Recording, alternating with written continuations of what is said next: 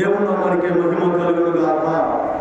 ఈ లోక రక్షకుడును నిత్యదేవుడైన యేసు ప్రభువారి శ్రేష్టమైన నామంలో మరి ఈ యొక్క సంపూర్ణ రాత్రి ప్రార్థనకి కూడి వచ్చిన మీ అందరికీ, ఈ మైక్ శబ్ద తరంగం ద్వారా వినే ప్రతి ఒక్కరికి, ఈ లైవ్ లో చూస్తున్న మీ అందరికీ, కుటుంబాలకు యేసు ప్రభువారి శ్రేష్టమైన నామంలో నా హృదయపూర్వక వందనాలు చెల్లిస్తున్నానండి. మంచిది.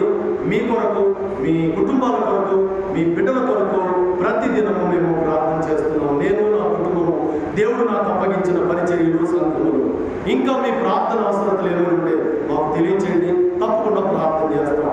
ఈ 6వ నెలలో, ఈ 2025 సంవత్సరము, ఈ 6వ నెలలో ఈ యొక్క 15వ తేదీ సంపూర్ణ రాత్రి ప్రార్థనలో దేవుడు నీతో మాట్లాడుతున్న మాట, లేదా నాతో, మనతో అందరితో మాట్లాడుతున్న మాట ఏంటంటే, ప్రియులారా, ఇక్కడ మరి దానియేలు గ్రంథంలోని 12వ అధ్యాయము మరి 3వ వచనం నుంచి దేవుడు మనతో మాట్లాడుతున్నాడు. అది ఏంటి తెలుసా?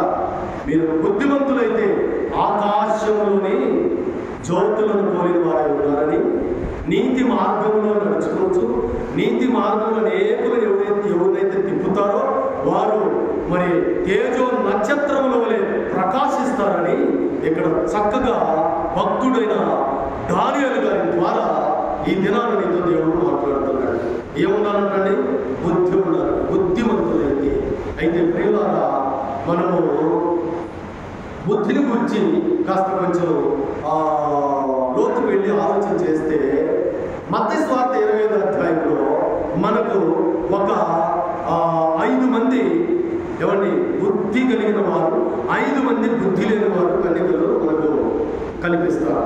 అక్కడ మరి పరలోక రాజ్యము పెళ్లి కుమారుని పోలిన వారు ఉందని, ఆ పరలోక రాజ్యములో ప్రవేశించుటకు మరి ఈ 10 మంది కన్యకలు సిద్ధపడి పెళ్లి కుమారుని ఎదుర్కొన్నట్టు సిద్ధపడి ఉండాలని వాక్యం చలాయిస్తుంది. ఇందులోనేమో 5 మంది బుద్ధి లేని కన్యకలు, 5 మంది ఏమో బుద్ధి గల కన్యకలు. 5 మంది బుద్ధి లేని కన్యకలు ఏం చేశారంటే, తమ సిద్ధిలలో అంత మట్టికే నూనె తెచ్చుకున్నారు, కానీ ఎగస్ట్రా సిద్ధపరచుకోలేదు.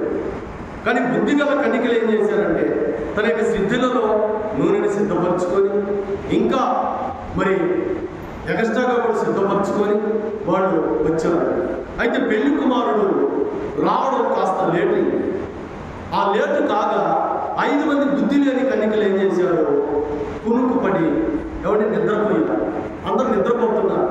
నిద్రపోతుండగా సరిగ్గా మరి అర్ధరాత్రి సమయంలో ఏం జరిగిందంటే, ఇదిగో పెళ్లి కుమారుడు వస్తేస్తున్నాడు, ఇదిగో పెళ్లి కుమారుడు వస్తున్నాడు, ఇదిగో పెళ్లి కుమారుడు వచ్చేస్తున్నారని ఒక గంభీరమైన కేక వీరికి వినపడింది.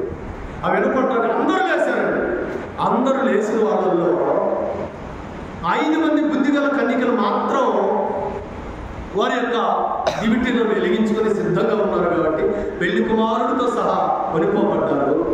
5 మంది బుద్ధి లేని మాత్రం పోవాలనుకున్నారు, కానీ వారి సిద్ధిలలో నూనె లేదు కాబట్టి వాళ్ళు విడవబడ్డారు.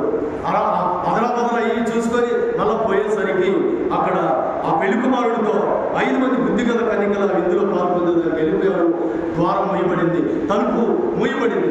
మళ్ళా ఈ బుద్ధి లేని కన్యకలు పోయి తలుపు తడితే లేదు. అతిక్రమంలో చేయవారులారా, మీరు ఎవరో నాకు తెలియదు, మాకు తెలియదు, మీరు బయట ఉండండి అన్నట్టు మరి ఈ బుద్ధి లేని కన్యకలు విడవబడ్డారు. కాబట్టి దేవుని యొక్క వాక్యం